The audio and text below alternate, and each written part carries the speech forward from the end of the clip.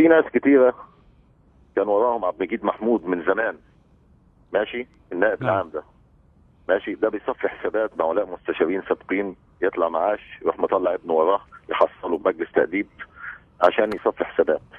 لما قابلنا الرئيس وقلنا له الكلام ده، الرئيس اتفضل مشكورا. بعد كده بدأ زكريا عزمي يقابلنا ويحجبنا عن مقابله الرئيس. الرئيس هو محترم وكل حاجه، بس اللي تحت منه كانوا حاجمين رؤيته للشعب. هنرجع للي بيعمله عبد المجيد محمود مع الرئيس حسني مبارك.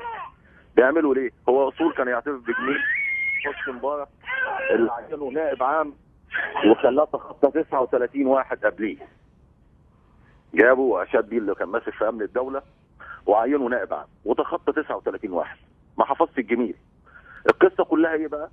اللي هو يبان فتره حسني مبارك سنه 97 96 تحديدا، كان ريان محبوس بقاله 8 سنين بيعاني من حكايه توظيف الاموال.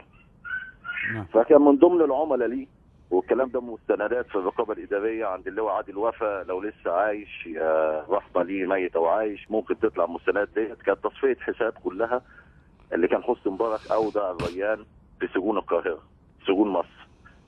نعم. فكان بيطلع معظم العملاء بتوعه في النيابه. يعني الثوره دلوقتي بتحاكم ناس ما لهمش اللي يتحاكموا.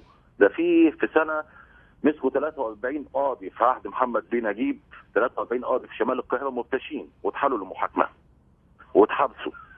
اوكي؟ كان اصول منهم الناس ديت ابان فتره الريان مجمع شرق القاهره بتاع المحاكم، كان عين شمس الريان بيتحاكم فيها في مضاهات توقيع. بيجي عشان ايه؟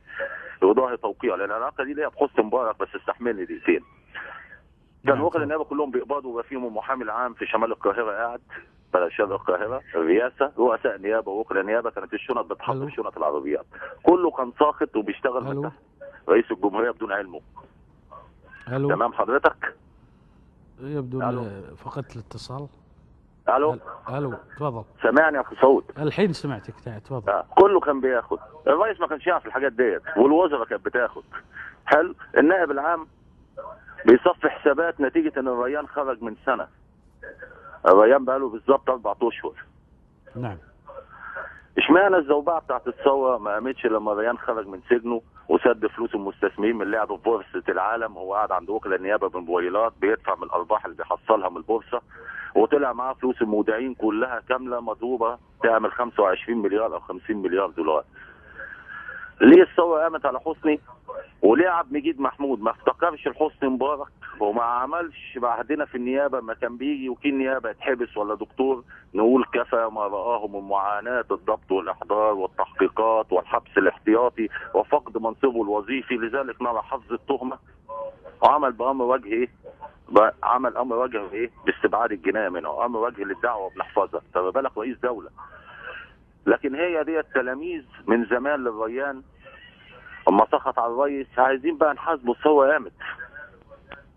فخلينا نشغل الفلوس اللي احنا دفعناها من سنين، من سنه 96 لغايه دلوقتي بدفع لكم لغايه ما قعدتوا في المناصب الكبيره وصرتوا قضاه ومساعدين عموميين للنائب العام ونائب عام ووزراء. عندك دليل عادل وفا ممكن تلقوه له. فين الوزاره؟ فين عندنا في مصر اصلا الرقابه الاداريه ما اتكلمتش ليه وطلعت المستندات اللي عليه وعلى هشام حموده وعبد الجلال عبد اللطيف والناس دي كلها؟ ما طلعتش ليه؟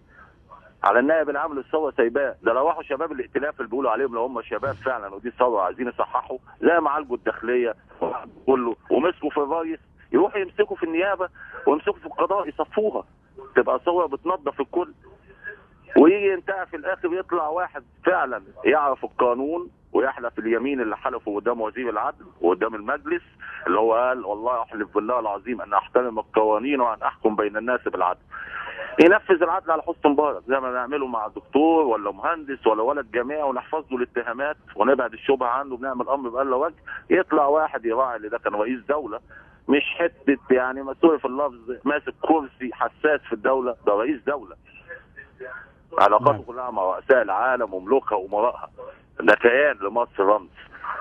اصول يجي يحفظها من باب اولى للرئيس. يجي كفايه اللي يقول لدواعي الصحيه والظروف الانسانيه، بلاش اللي هو كان رئيس دوله، راجل مريض عنده 83 سنه. هل يحاكم في الكويت واحد عنده 50 سنه 60 سنه بيودع بالسجون او التنفيذ المدني اللي عليه مديونيه؟ بتوجه لي سؤال؟ اتفضل يا باشا. توجه لي سؤال. يعني انا انت كمل البالك، انت مطلع يعني كمستشار اكثر مني يعني انا بالقانون، ولكن انا استشهد بالاستاذ سعود السبيعي امس، بص يا باشا، وجهت له المخطط ده العفو، وجهت له انا نفس قايله. نفس اخي فؤاد، سؤالك، انا اقول لك حاجه. وقال المخطط ده القانون ما يمنع، قال القانون ما يمنع يعني العمر. تفضل قصر على التلفزيون لو سمحت استاذ وائل. انا اقول لسيادتك حاجه. نعم. المخطط ده كله مدروس من قبل الثوره، اول ما قامت من اول يوم احنا عارفينها. وقاعد مع زمايلي هنا ناس مستشارين وناس دكاتره وناس محترمه وظباط سابقين في مصر. المخطط كله اتدرس وبان. اوضح نقطه بس استاذ وائل، يقول لك الاستاذ سعود سبيعي معنا على الخط، يقول الديون المدنيه بعد 60 سنه لا يحبس، او جنائي عندكم في الكويت لا يحبس، او جنائي ما او جنائي 65 او جنائي. صحيح، عشان ظروفه الانسانيه. صحيح. والسن بتاعه. طيب صحيح. ده رئيس دوله بقى، يعني بتطبق في مصر وفي الكويت. صحيح. ماشي. انا مع حضرتك المخطط ده كله احنا دارسين وقاعدين، كنت بناقش زمايلي من ساعه ما الثوره بدات في اولها قبل ما الرئيس يتنحى. سامي عنان بيعه، قال لهم الجيش هيبيعه وهيقف، يقول احنا مع الرئيس وهيقف. الشعب جاي تنبيهات من امريكا لسامي عنان لما يرجع بالطياره ما تتعرضش ليه؟ للشعب، سيبهم ضد حسني. حسني قاعد في الكرسي، اديكوا اسمكم انتشرتوا. مفيش خيانه من الجيش، القيادات لا تعدم لان كنتوا متواجدين. حسني اتشال، اسمكم انتوا كنتوا مع الشعب لان دول ابنائكم. كله كان بيرمي الكرسي وعايزين يشيلوا حسني عشان في واحد عايز يقعد بداله، الرئيس حسني مبارك. كله عايز يقعد. انا بقول لحضرتك في قرانه نفسي النائب العام ده لا يصلح اللي هو يقعد، ومستعد انزل له مصر كمان اسبوع وياخد التسجيل ويحاكمني، مش مشكله. بس ده يعني اللي بقوله حق بتاع ربنا. انا واحد اصلا ما كانوا على خلاف معاه 6 سنين او 4 سنين، على خلاف معاه هو شخصيا من قبل ما يقعد على الكرسي، وسبتها له قبل ما يقعد على الكرسي بسنتين. شوف سيادتك. نعم. عندهم بقى لو عايزين الشعب يقول عايز حسني مبارك والنائب العام اصلا عمال يحبس فيه، ياخد بعض الشعب ويطلع على الرقابه الاداريه ويقول لهم عايز المستندات اللي على عبد المجيد دوت عشان نشيل ونجيب نائب عام بحقه حقيقي بيراعي ضميره وبيحترم القوانين. استاذ وائل، خلينا نعيد النقطه هذه اللي قلتها، يعني النقطه هذه اللي قاعد تقولها نقطه خطيره جدا. ابيك تعيد هذه النقطه الاخيره ولكن بهدوء، خلينا نتمعن فيها اكثر يا استاذ سعود والناس تفهمها. اسمي طالع قدامك على الشاشه وعندكم تسجيل، لو طلبوه في مصر اديهولهم. شوف انا بقول لك حاجه، انا مصري صعيدي اصلا ومتربي ومتجوز هنا من اهل البلد. عندي استعداد انزل له مصر واواجهه. عادل وفا موجود في الرقابه الاداريه. لو الشعب عايز حسني مبارك وعايز حسني مبارك يقعد بيحسب نفسه رئيس الدوله في الفتره دي وفرحان بنفسه، ينزلوا على الرقابه الاداريه يطالبوا ببيت عادل بيه وفا لو حي او لسه موجود في الايه؟ في الرقابه الاداريه، يجيبوا مستندات اللي الدين كل دول، يروحوا لواحد دعاطي المستشار عبد فايق قضايا الدوله، يطلعوا القضيه اللي قتل ابن عم عبد المجيد محمود واحد في الانتخابات واتحفظت امر بلا وجهه اللي وقع عليه عبد المجيد محمود وهو محامي عام اول استئناف رئيس محكمه ايه؟ رئيس استئناف نيابات عالي القاهره. نعم. كل دي مستندات. هل يجوز واحد زي ده متورط مع الريان ومتورط في قضيه قتل ومتورط في محاكمه الرئيس مش قادر يعني يفرض القانون ويراعي الاعتبارات الانسانيه، هل يجوز ان ده يفضل قاعد على الكرسي؟ حكمته مصر كلها بما فيهم حسني مبارك رئيس الجمهوريه، مش قادرين تحكموا على التجاوزات. روحوا لهشام بيه البسطويسي اللي مرشح نفسه رئاسه الجمهوريه، روحوا لاحمد بيه مكي، ما الناس دي عارفه عليه ايه؟ عندكم بلاوي. روحوا شوفوا الشرقاويه اللي كانوا مساحين عربيات، يبان فترتهم بعلاقته بيهم بقى اصحاب اجنسات كبيره في مصر وعندهم 30 40 مليون ودخلوا في ال 200 مليون دلوقتي. مجرد تسهيلات، اللي يكلم البنك ادوهم قروض، كانوا بيمسحوا عربيات اللي بتتباع بيع وشراء مستعمل. بقى عندهم مصانع عربيات في مصر. جاي دلوقتي بتساعد الناس الفاشله والناس اللي بتتربح بسبب وظيفتك انت، وسبت حراميه وواحد طالع من السجن كان واكل فلوس الشعب سدها من ارباحهم وطلع وكان بيديك من سنه 97 انت واعضاء نيابه واخد بقى غيره قاعد ومصمم تحاكم واحد حكم بلد 30 سنه. انت مين عشان تحكم؟ انت شخصك قدام الهيئه القضائيه كلها عارفاك انت مين؟ انت قدمت في نيابه النقد كذا مره ومحكمه النقد وتوفت ونواب النقد قالوا الملف ده ما يخشش عند النقد. لما قعدت نائب عام بدات اللي هو جايلك من تحت 39 واحد حطك فوقهم وطوجك عليهم. انا مش بعمل كده. حسني اصلا مش هيرجع الرئيس، يعني الرئيس عدى وعدى السلام. احنا عارفين انه ما يرجع، وهو تنازل عن الحكم، ولكن احنا نقول عدم اهانته بهذه الطريقه لابد انه يعني يوقر. هذا تعسف في استخدام السلطه، وتعسف كبير يعني من النائب العام. نعم. احنا شوف اي واحد في النيابه دلوقتي لما يجي يحاكم واحد بيعتبره لو كبير في السن زي والده بيعتبره اخوه لغايه ما يثبت اللي هو متهم. صح. بعد ما تثبت ادانته روح بقى يا ابني من قدامي، يغلط فيك كلمه يديله حبس، هو حر بقى، بس ثبتت الادانه. انت دلوقتي بتحاكم الرئيس على ايه؟ بتحاكمه اللي هو قتل الناس اللي في ميدان التحرير. طب ما الرئيس طلع في لقاء على القنوات الفضائيه قال يا جماعه ما حدش يتعرض لاولادي، انا بقول لكم خلوكم في الثوره بتاعتكم واعملوا اللي انتوا عايزينه.